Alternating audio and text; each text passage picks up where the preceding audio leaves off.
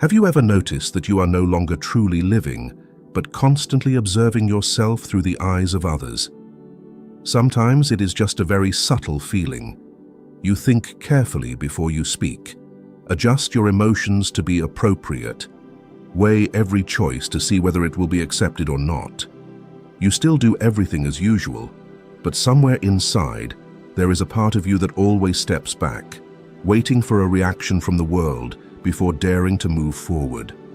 Carl Jung believed that there is a very important moment in psychological life when a person begins to feel tired of always orienting outward. Not tired from failure, but tired from constantly measuring oneself by the world. And that moment is not a sign that you are losing direction, but a signal that it is time to turn back to yourself. This video does not teach you to ignore the world, nor does it advise you to cut yourself off from people. It simply guides you through a very deep journey, from living by the external gaze to focus only on yourself. If you feel that this title touches something very familiar within you, it may not be accidental. Perhaps you are ready for a different way of living, one where you no longer need the world's validation to know that you are on the right path. Stay until the end, because it is very possible that what you are searching for outside is precisely what has been waiting for you inside all along. Number 1. Living by the external gaze, the origin of alienation. There is a very familiar stage in human life, yet few people realize how dangerous it can be. It is the moment when you begin to feel that your worth rises and falls according to other people's eyes. A compliment lifts your mood for the entire day. Silence makes you restless and uneasy. A single unfriendly look is enough to make you doubt your entire path. On the surface, life still goes on normally. You work, you communicate, you try to fulfill your roles. But inside, something very subtle is slipping away. Your inner center no longer resides within you. Carl Jung argued that the moment a person measures their self-worth by the external gaze is the moment they lose the deepest anchor of their psychological life. Not because others are wrong, but because you have handed over the authority to define yourself to something outside your control. At that point, inner life is no longer guided by the self, but is controlled by collective signals, looks, reactions, social standards. You no longer ask, "Is this right for me?" but instead ask, "Will this be accepted?" Jung did not view the desire for recognition as a moral flaw. He did not judge people for it. On the contrary, he saw it as a very natural sign of an unfinished developmental stage. When the self has not yet been established, when a person does not yet have a stable inner axis, they are forced to use the external world as a mirror to know who they are. Not because they are weak, but because they do not yet have a strong enough inner core to validate themselves. As Jung once wrote, "Until you make the unconscious conscious, it will direct your life and you will call it fate." Imagine a person walking through a forest without a compass. That person is forced to look at where the crowd is going. If everyone turns left, he turns left. If the majority stops, he stops. Not because it is the right path, but because he has no other way of knowing the direction. Jung called this state living by the collective map. You do not truly know where you are going. You only know that you do not want to be left behind. And it is precisely in this state that alienation begins. Alienation in Jungian psychology is not about doing something bad or living immorally. Alienation is when you live increasingly far from your true self, while believing that you are being appropriate, fine, or up to standard. You choose a field of study because it is considered successful. You choose a lifestyle because it is admired. Each individual choice seems reasonable. But over time, you begin to feel empty and exhausted, as if you are living a life that does not fully belong to you. This is not a crisis, but the first whisper of the neglected self. I once met a man in his 30s who worked non-stop and was always praised as diligent and successful. But whenever he had free time, when no one needed him or acknowledged him, he felt empty and anxious. He stayed busy not purely out of passion, but out of fear of that feeling returning. At the same time, he constantly compared himself with people his age and always felt slower, less accomplished, not enough. He did not realize that each comparison was a denial of his own unique process, a process that, as Jung emphasized, is never identical to anyone else's. Jung believed that each person has a very individual rhythm of psychological development. When you live by the external gaze, you force yourself to follow someone else's rhythm. And when that rhythm does not match your natural process, inner conflict emerges. Fatigue, disorientation, and the feeling of not living your own life are the consequences of that conflict. Focus only on yourself, from Jung's perspective, is not a call to selfishness or isolation. It is an invitation to return to the inner anchor that has been neglected.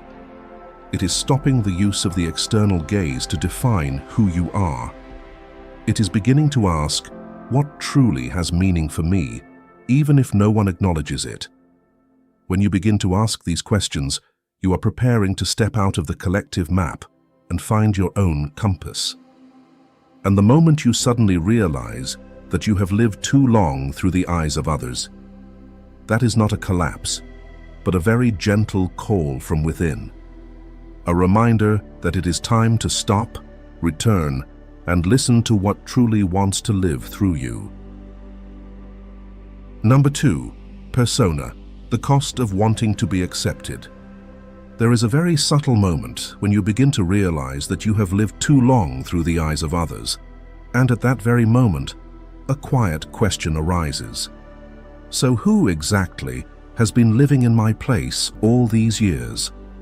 According to Carl Jung, the answer is often not other people, but a very familiar psychological structure that is rarely confronted directly, the persona. This is the social mask we learn to wear from a very early age in order to adapt, to be accepted, and to avoid being excluded from the group. The persona was not created to harm us. It was created to help us survive in the human world. The problem begins when we forget that it is only a role and start believing that it is who we truly are.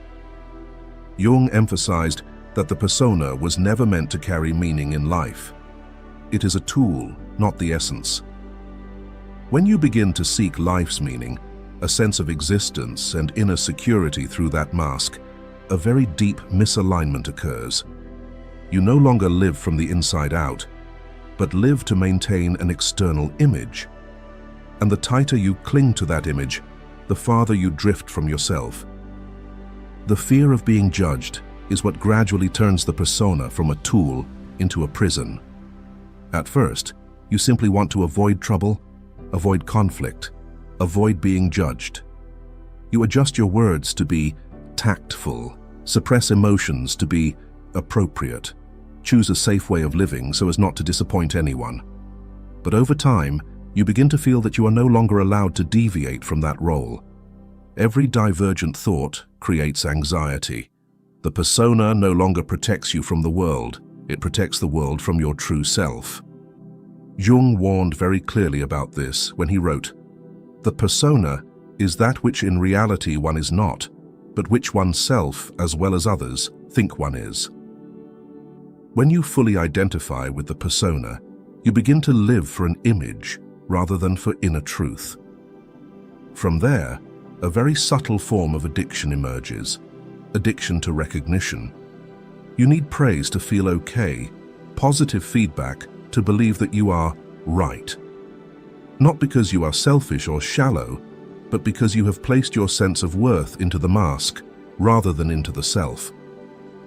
A friend of mine works in a creative environment and is always described as pleasant, professional, and a perfect fit. She knows exactly what to say in meetings, what to post on social media, and what image to present, so as not to make anyone uncomfortable. But in a very private conversation, she admitted that she no longer knows what she truly enjoys. Every time she wants to do something different, she immediately hears a series of questions in her head. Will others find it strange? Will they be disappointed? Will they judge me? She is not living badly, but she has lived too long within the persona and has lost the feeling of living authentically. Her anxiety does not come from failure, but from having no place left to take the mask off. Focus only on yourself, in this context, does not mean rebellion or abandoning all social roles. Jung did not encourage blind destruction. Focusing on yourself here means beginning to recognize what is persona and what is self. It means daring to see that certain aspects of how you live exist only to be accepted, not because they arise from inner truth. And when you begin to loosen the persona, even slightly, anxiety appears because you are leaving a long familiar zone of safety. But Jung believed that this anxiety is not a sign that you are going the wrong way, but a sign that you are touching truth. Each time you do not perform perfectly or fail to maintain the old image, you feel uneasy. But alongside that unease, another feeling begins to form, lighter, more real, more alive. You do not need to remove the persona all at once. What Jung suggested was not to destroy all social roles, but to stop allowing the mask to govern your inner life. When you begin to focus on yourself, you learn to listen to your inner response before considering others' reactions, to allow yourself not to be recognized in small moments in order to preserve inner honesty. And from that gradual withdrawal of attention from the outer world, a quiet yet profound rebalancing begins to take place. If, while watching this, you suddenly realize that you have lived very correctly but not truly lived, that may not be a coincidence. Leave a comment sharing your story. It does not need to be perfect or fully explained, just a fragment of truth you have carried for a long time. Sometimes, daring to write it down is the first moment the persona begins to be set aside. Number 3. Comparison as a form of denying your individual path. When you begin to loosen the persona and no longer live entirely to be accepted, an old reflex immediately arises. You look sideways. You observe whether others are moving faster or slower, what they have achieved, where they are on the path of life. And very often, you fall into comparison without realizing it. According to Carl Jung, that very moment is when a person quietly denies their own individual path in order to enter a race that was never meant for them. Jung asserted that no two psychological development processes are the same. Each person carries a unique unconscious structure and rhythm of maturation. Society, however, does not operate by that logic. It creates shared timelines. By a certain age you should be successful, by a certain age you should be stable, by a certain age you should have arrived. When you measure your life by those milestones, you stop listening to your inner process and begin forcing yourself to follow a collective schedule. Jung did not call this motivation, but misdirection. Comparison, from a Jungian perspective, is not simply jealousy or insecurity. It is a much deeper psychological act. You are denying your own individuation process. Individuation is the path each individual must walk to become themselves, not a successful version of someone else. But every time you look at others and conclude, I am slower, I am behind, I am not enough, you are unconsciously declaring your own path invalid simply because it does not resemble someone else's. This is a very subtle form of self-betrayal. Imagine someone running in a crowded race. At first, he only wanted to reach his own destination, but when he hears the footsteps around him, he begins to speed up, change direction, even stray from his original route just to avoid falling behind. Eventually, he collapses from exhaustion in a place that is not his destination. Comparison works the same way. When you live within a race, you expend energy on speed, while what you need most is direction. In a Jungian therapy session, a man once shared that for many years he felt he was behind his friends. They had status, wealth, stable families, while he constantly changed direction, jobs, and goals. Each reunion left him feeling like a failure, as if he had missed something essential. But during a period of crisis, when he was forced to stop, he realized that he had never been lost. He had simply been walking a different path, slower in social terms, but deeper in inner terms. When he stopped comparing and began focusing on what truly mattered to him, the heaviness gradually lifted. Not because he caught up, but because he returned to his own rhythm. Jung once wrote, "The privilege of a lifetime is to become who you truly are. But you cannot become yourself if you are constantly measuring yourself against other people's lives." Comparison places you on a timeline that does not belong to you. It causes you to misjudge necessary phases of your own life, such as slowing down, getting lost, or even failing, phases that, for Jung, are often essential to inner growth. In Greek mythology, Achilles is the greatest warrior, but he is invincible only when he follows his own destiny. When he seeks to prove himself through others' definitions of glory and fame, he steps outside the protection of fate and falls at his only vulnerable point. Through a Jungian lens, this is the image of a person abandoning their individual path to chase a collective image of success, and the price is always high. Focus only on yourself at this stage does not mean turning your back on the world or isolating yourself. It simply means stopping the use of other people's lives as the yardstick for your own process.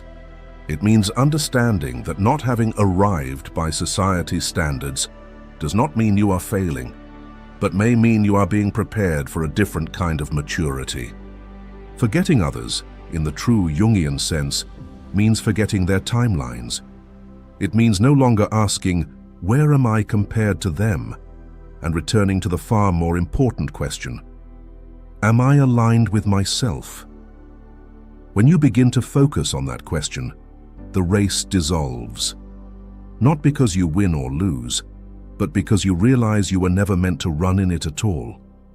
And it is precisely when you step out of comparison that your individual path becomes truly visible, clear, and alive, just as it has always been. Number 4, withdrawing projection. Who is really judging you? There is a very particular moment that occurs after you have moved beyond comparison and begun to question collective standards. It is when you realize that you are no longer chasing anyone, yet the fear of being judged has not disappeared. You are no longer openly competing or comparing achievements, but a look, an ambiguous comment, or even silence can still make you feel scrutinized. According to Carl Jung, this is not a contradiction. It is a sign that you are standing at a deeper layer of the journey back to yourself, the layer where projection has not yet been withdrawn. Jung believed that most obsessions with being judged by others do not originate in the external world, but in unacknowledged aspects of one's inner life. He called this projection, the act of unconsciously attributing inner material to others. When a feeling or self-image is too difficult to accept, the psyche assigns it to someone else. We believe they are thinking about us, judging us, when in reality it is the voice of our own inner shadow. Jung wrote, "Everything that irritates us about others can lead us to an understanding of ourselves. The fear of being judged operates through the same mechanism. You may believe that others are being harsh toward you, but look more closely. Who is it that does not allow you to make mistakes? Who is constantly whispering that you are not good enough, not fast enough, not correct enough? Very often, it is not anyone outside, but a part of you, the shadow, the repressed and denied aspect of the psyche. When the shadow is not acknowledged, it does not disappear, but continues to influence how you interpret the world. Let me tell you about a woman who was constantly worried that her colleagues did not respect her. She felt that every question carried doubt, and every piece of feedback was criticism. But when she began to work deeply with herself, she realized that within her lived a strong belief. I am not good enough. That belief had never been spoken aloud, yet it was always present. And because she could not accept it as something that needed healing, she unconsciously projected it outward, believing that others were thinking it for her. When she began to confront her own self-doubt, something strange happened. The outside world seemed less judgmental. Not because others changed, but because the projection was withdrawn. From the perspective of modern science, this is not unfamiliar. Many studies in cognitive psychology show that the brain interprets ambiguous information according to existing beliefs. If you carry a schema of "I am easily judged," you become hypersensitive to looks, tones, or unclear signals, and the brain automatically fills in the gaps with negative interpretations. Jung described this phenomenon long before contemporary research. The world you fear often mirrors what you have not yet dared to face within yourself. When you begin to integrate the shadow, allowing yourself to see and dialogue with the parts that were once denied, a crucial shift occurs. External voices lose their power, not because you become indifferent, but because you no longer need others to carry your unresolved inner conflicts. You can hear criticism without collapsing and face disagreement without feeling threatened, because you have taken responsibility for your own inner world. Focus only on yourself at this level is no longer about withdrawing from society or ignoring what others think. It is the act of reclaiming the psychological energy you have unconsciously given to the world. Each time you worry about being judged, that energy is projected outward. When you turn back and ask, "Which part of me is saying this?" you bring that energy back inside. Jung saw this as the transition from living in reaction to the world to living in dialogue with oneself. Forgetting others, in this context, does not mean denying their existence, but stopping the use of them as mirrors for unresolved inner conflicts. When you no longer need the world to carry what you have not yet accepted, the world becomes more neutral and less threatening. And in that silence, a new kind of freedom emerges. When projection is withdrawn, you stop asking, "Who is judging me?" and begin asking, "What within me wants to be seen?" And the moment you dare to stay with that question, you take a very deep step on the path back to yourself. And if, in the final silence, you realize that you no longer want to ask, "Who is looking at me?" but instead begin to ask, "What within me is being reflected?" leave a word in the comments. Mirror. Sometimes, simply daring to recognize the mirror is enough for the journey to begin shifting. Number 5. Solitude. A necessary condition to encounter the self. At the moment you stop believing that all the eyes around you are focused on you, life suddenly slows down in a very strange way. The noises that once crowded your mind gradually recede, and in that settling silence, you begin to touch a familiar state that has long been avoided: the feeling of solitude. According to Carl Jung, this is not a step backward, but a sign that you are moving closer to your inner center. Jung viewed solitude in a completely different way from the common human fear. For him, solitude does not mean abandonment, lack, or social failure. Solitude is sacred space, where the soul can finally speak without being drowned out. He once wrote, "Loneliness does not come from having no people around you, but from being unable to communicate the things that seem important to you." When you have lived too long under the gaze of others, You rarely truly hear what is important to yourself. Therefore, withdrawing from the crowd is not escape, but a necessary condition for inner truth to appear.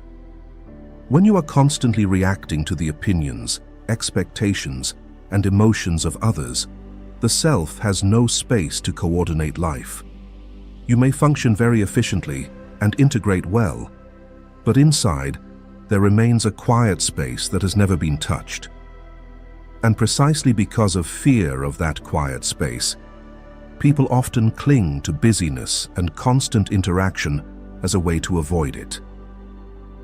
Imagine solitude as a lake in the early morning. When the wind blows, the surface is constantly rippling, reflecting distorted and unclear images. Only when the wind calms does the surface become still and the image beneath begins to appear.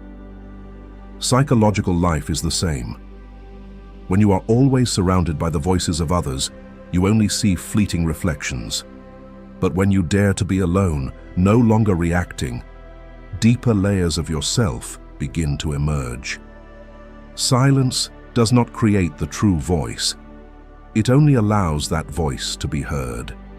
A very typical story is the journey of Steve Jobs during the period when he left Apple in the 1980s. When he was pushed out of the very company he founded, Jobs entered a phase that outwardly looked like failure, but inwardly was a profound withdrawal. He slowed down, traveled to India, practiced meditation, and reflected on what truly mattered to him beyond fame and recognition. It was during this solitary period that many core ideas about design, simplicity, and intuition took shape. When Jobs later returned to Apple, he was no longer chasing trends or noisy competition, but working from a clearer inner center. From a Jungian perspective, this is a classic example of solitude becoming the space where the self is restructured. What makes many people afraid of solitude is not being alone itself, but what will surface when there is no one left to distract them. In silence, avoided questions begin to appear. True desires, unnamed sadness, and inner conflicts, once covered by social life, begin to demand attention. Jung considered this necessary because only when you dare to stay with these contents do you have the chance to integrate them, rather than continuing to project them outward. Focus only on yourself does not mean cutting off relationships or denying the world, but temporarily withdrawing attention from others in order to re-establish inner order. You do not need to disappear from society, but you do need periods of silence deep enough so that you are no longer pulled by comparison or judgment. When you are alone without trying to fill the time, you are giving the self the opportunity to coordinate your life again. Forgetting others here does not mean being antisocial. On the contrary, it is the only way to return to the center. When you no longer need others to validate you or serve as a backdrop for your identity, you begin to stand more firmly in interaction. You do not cling, overreact, or lose yourself in relationships. True solitude does not distance you from people. It allows you to be more fully present when you return to them. When you can be in silence without panic, when you can be alone without feeling lack, that is a sign that the self has begun to take its place in your life. And from that inner foundation, you return to the world not to seek, but to live. Not to be seen, but to be present. Not to chase anyone, but to walk in alignment with the deepest rhythm of yourself. Number 6. From extroverted ego to a disciplined inner life. According to Carl Jung, this is the profound turning point where a person stops being pulled outward by the world and, for the first time, begins to build a disciplined inner life. Not the discipline of force, achievement, or proving, but a discipline born from a very deep inner need, what Jung called inner necessity. Jung never encouraged blind action or frantic doing in order to feel valuable. He clearly distinguished between action driven by the extroverted ego and action rooted in the inner core. When the extroverted ego leads, people act to be seen, to be recognized, to be favorably compared. Life's rhythm is then dictated by external feedback. But when action arises from inner necessity, you act because something inside demands to be realized, even if no one sees, no one praises, and no one understands. Jung wrote, "The shoe that fits one person pinches another. There is no recipe for living that suits all cases." True discipline cannot come from a universal formula. It only appears when you listen to your own rhythm. Imagine a disciplined inner life as a tree with roots growing deep underground. The roots are not visible or impressive, yet they determine whether the tree can withstand storms. If you only focus on feeding the leaves and shaping the canopy to look good, the tree may appear fine until the first storm arrives. Jungian discipline is not about making the canopy of your life more impressive, but about returning daily to nourish those invisible roots in silence. I once met a man named Leon who worked in finance and was accustomed to a fast pace and goals tied to recognition. After a period of burnout, he decided to slow down. Strangely, he did not rest completely, nor did he launch into a dramatic self-improvement plan. He simply began very consistently, waking a bit earlier each morning to read, writing a few lines of reflection, and focusing on the single most important task of the day without telling anyone. No one praised him, no one knew, but Leon noticed he was calmer, clearer in his decisions, and less swept up by external pressure. He did not become better than others, but more aligned with himself. And from that inner anchor, external effectiveness followed as a consequence, not a goal. From the perspective of modern science, this also has a clear basis. Many studies on self-regulation show that intrinsic motivation is far more sustainable than extrinsic motivation. When action is driven by rewards, surveillance, or evaluation, the brain quickly becomes fatigued and requires higher levels of stimulation. By contrast, when action is tied to personal meaning and inner coherence, the nervous system maintains a more stable state of focus. Jung described this phenomenon early on in the language of depth psychology. Psychic energy flows long-term only when it serves the process of becoming oneself. Focus only on yourself at this stage is no longer turning away from the world, but establishing a new order of priorities. You invest in yourself not to surpass others, but to avoid betraying what you know to be true for you. You may do less than others, move slower than others, but each step carries weight. This discipline is often lonely because it does not produce a compelling story to tell. There are no immediate achievements, no applause, and precisely because of that, it remains undisturbed. True growth, from Jung's perspective, is almost always silent. It does not resemble a breakthrough, but a quiet accumulation.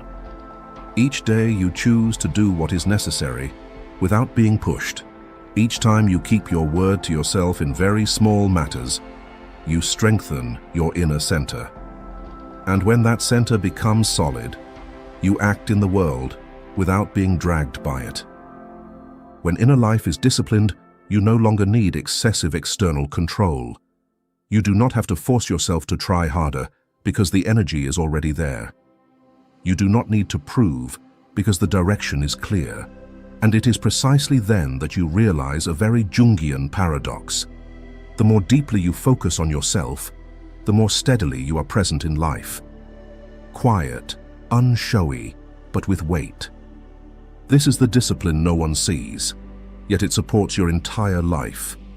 And if these lines touch you in a very calm way, not explosive, but enough to make you pause and look more deeply at your own rhythm of living, press like on this video.